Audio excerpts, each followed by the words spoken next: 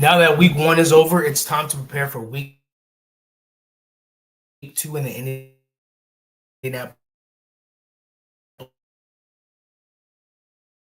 Colts. The injury report came out yesterday, and it's a lot better. Let's discuss the Colts injury report, the Broncos injury report, what to expect ourselves back on track to go 2-0 first game on the road. I'm your host, the Bronco Gentleman. Welcome to another episode.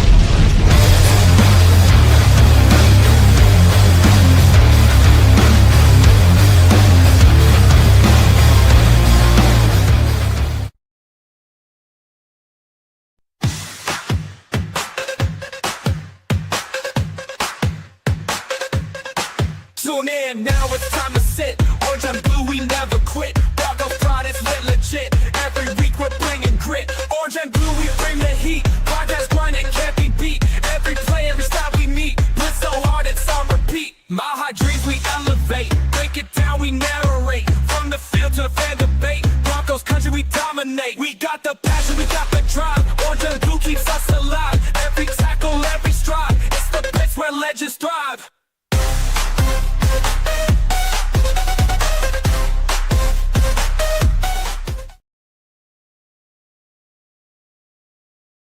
Good morning, good afternoon, good evening, wherever you are. Thank you for tuning in to another episode of Orange and Blue Blitz, brought to you by the Orange and Blue Network. I just want to apologize, guys, for my absence this week. Since Sunday, I had some medical things that had to be taken care of. So that's been done. Got the information I needed. So now we Charlie Mike and keep going. But I'm back for this Friday, last show right before the Get Bucked Game Day show. But we're going to go over what we're looking for, the jump we expect to see from this offense, what we want to see from the play calling, the injury report from the Colts, and how we can exploit that or how that will help us, and the injury report from the Broncos as well. But first, I want to talk about the injury had us a little bit worried earlier in the week. I know Jonathan Franklin Myers popped up as it did not practice on Wednesday, so that kind of shook all of us.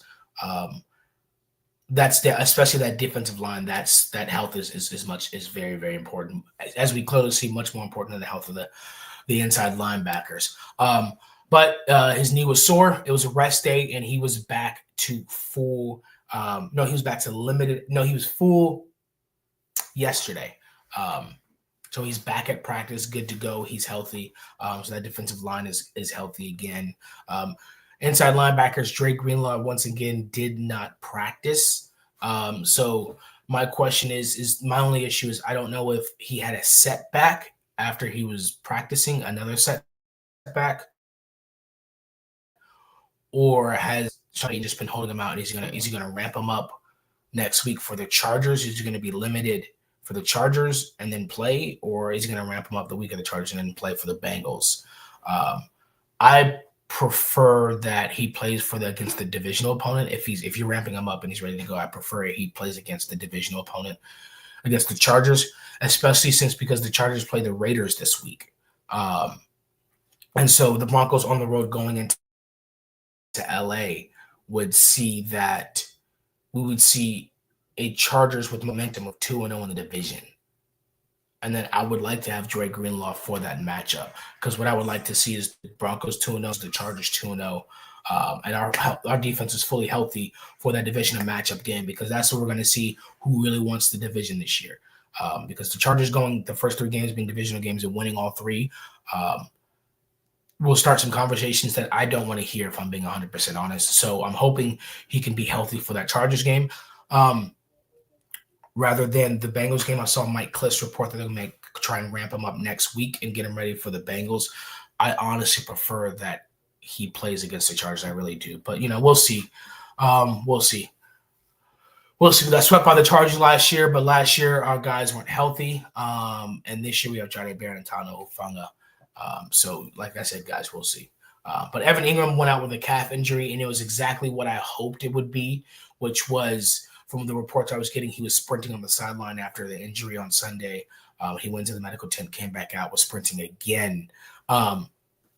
So I was hoping that, hey, he hurt his calf, and then the coaches decided, hey, you know what?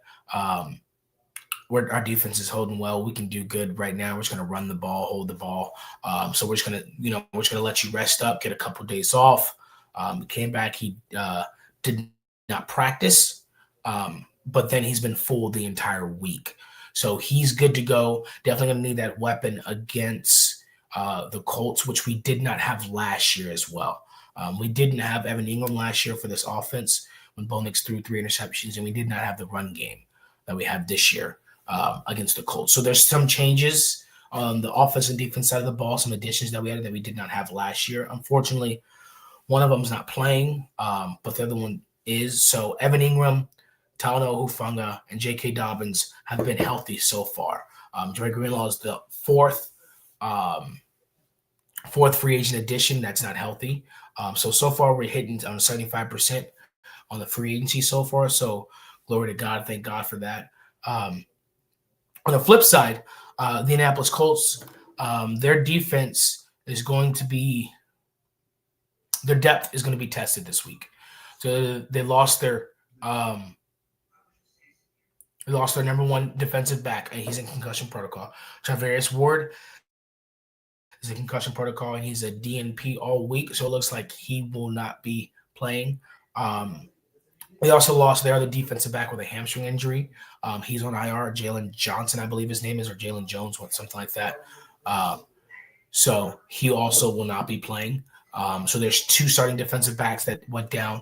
And also what's going to be very interesting to see today is their edge rusher was limited on practice, I believe, on Wednesday, and then was a do not practice yesterday. So we went from limited to not practicing. So since you to see where that's going to pop up today, if he's a do not practice again today, then he may not play. But if he's limited, he's definitely questionable. So their defense is going to be a little banged up. We're going in. It seems like we're going with the same defense as we did week 1 against the Titans, and it seems like we're going with the same offense as we did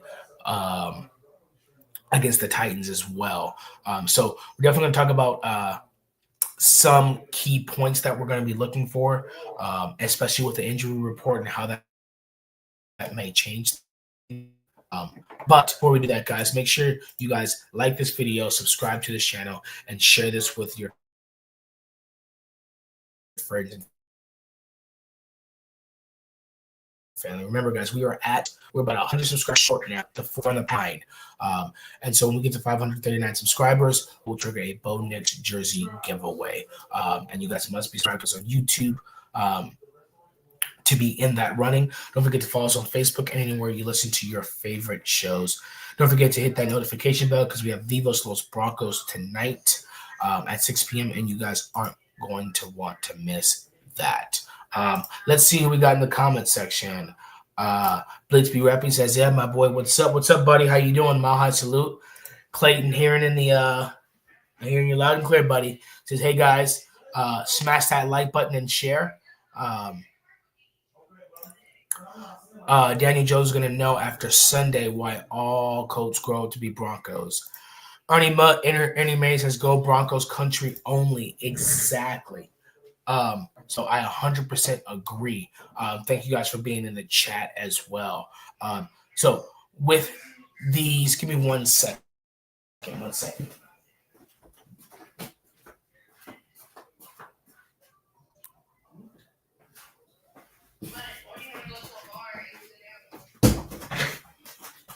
All right, guys, I'm back. Sorry about that. All right, so with the secondary being down for the Colts, I'm hoping Sean Payton's not looking at that and saying, "Ooh, yeah, let's test them." The way I want to test these cornerbacks and these DBs for the Colts this week, what Sean Payton said when he first came in, I want to know if they can tackle. I don't want to know if they want to cover first. I want to know if they can tackle. That's definitely what I want to see first, run the ball. And I think the Colts know that the Broncos are going to want to come in here and go into Indianapolis and establish a run. But what I want to see is I want to see them run it anyway. We're going to run it. So let's run it when they know we're going to run it, and let's see if they can stop us. Let's get that offensive line getting started early. Let's get some 4 or 5 yards. I want to see some second and 6, second and 5, second and 3. If you watch teams like the Eagles or you watch the Packers last night, what you'll see is their success rate on first down is very, very high. I mean, 4 or 5 yards a carry.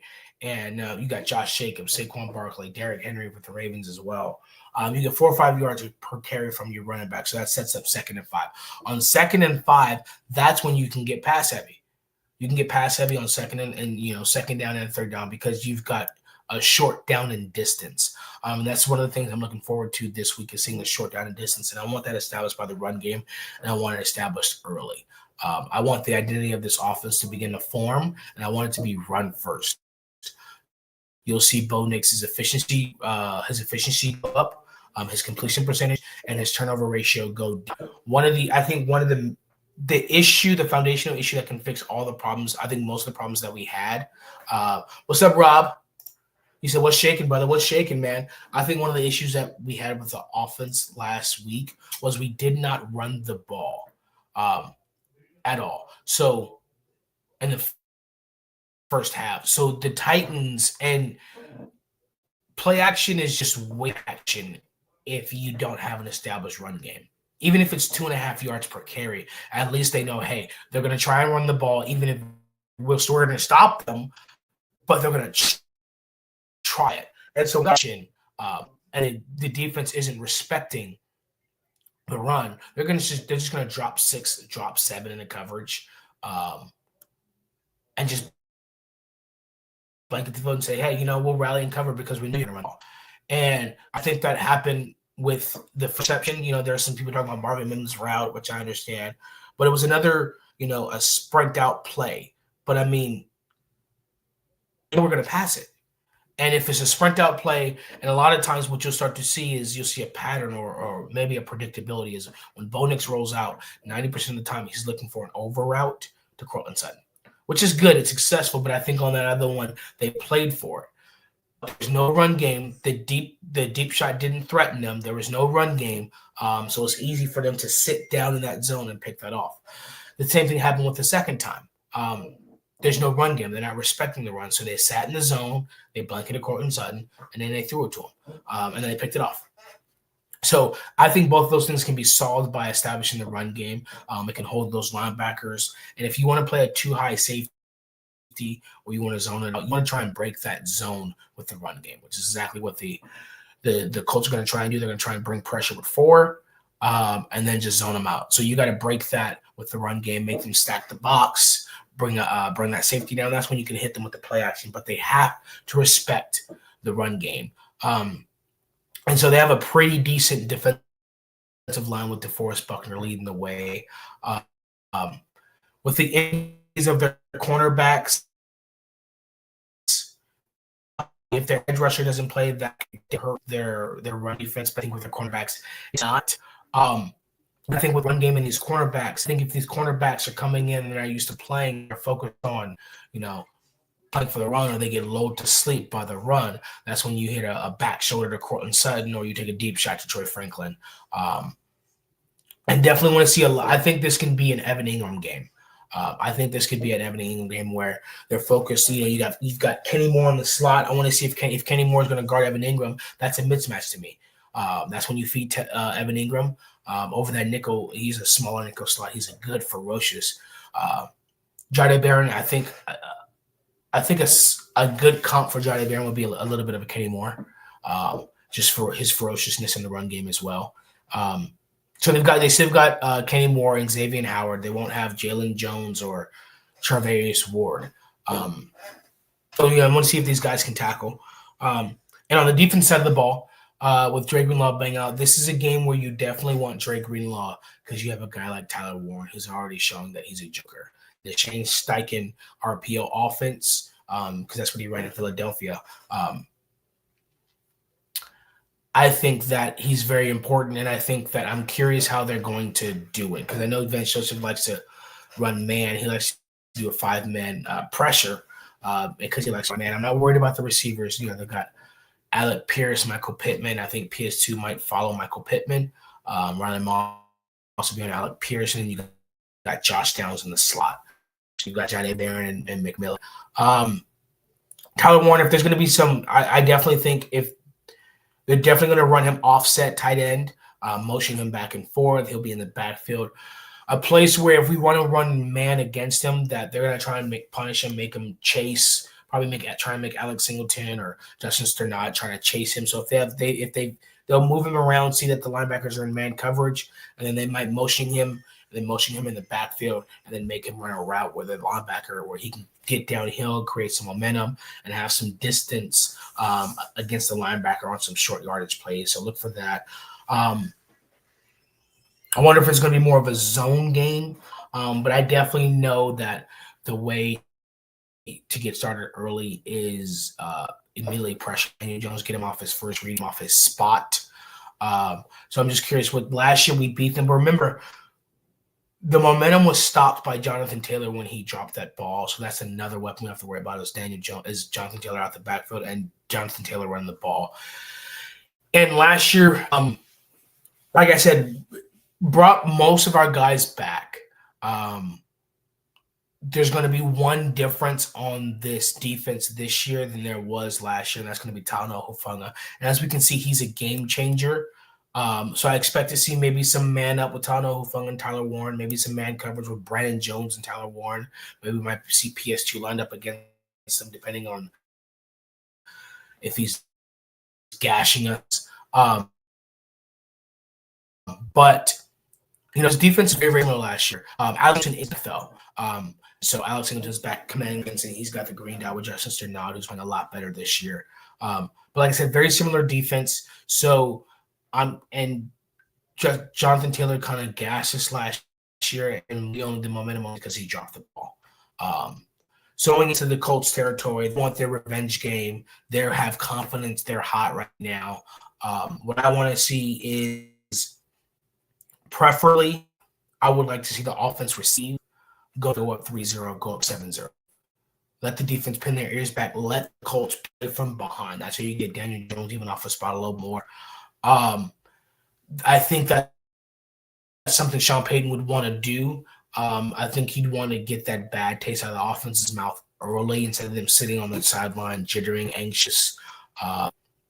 Maybe the opening drive of the Colts, they go down, score 3, or 7, and now the Broncos. Now the offense has even pressure, in addition to the pressure I had on them from last week to perform better.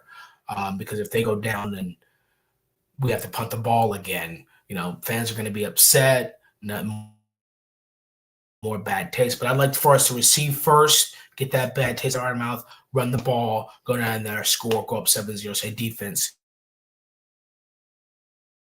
This is football. Golf, they turn up. Now that's fine.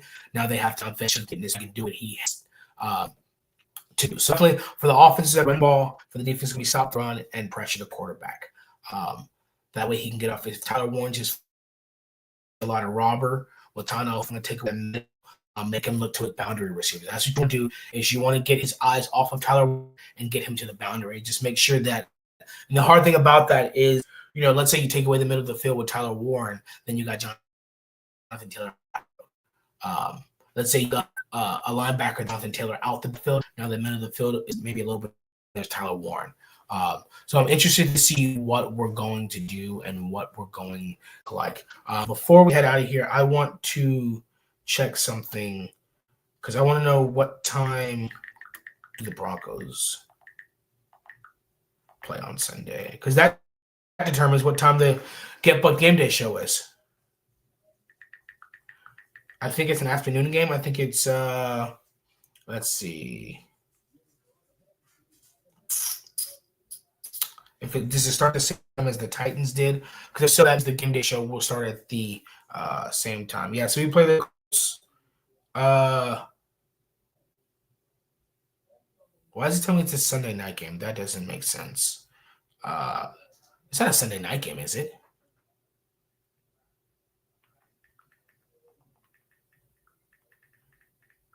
Let's see. No, 3:05. So we play 3:05. So that means that the Get Buck Game Day show will be starting at 2 Central Time. So we start at 2 p.m. Central Time, 1 p.m. Mountain Time will be the Get Buck Game Show. I'm saying that because I'm closing out, and that's going to be the last. This is going to be the last show before tonight of Vivos Los Broncos, and then we are back Sunday starting at 2 p.m. Central Time, 1 p.m. Mountain Time will be the Get Bucked Game Day show. John will be at that game as well again, and I think so will the Denver Dream. So we're definitely going to have some more call-ins from them.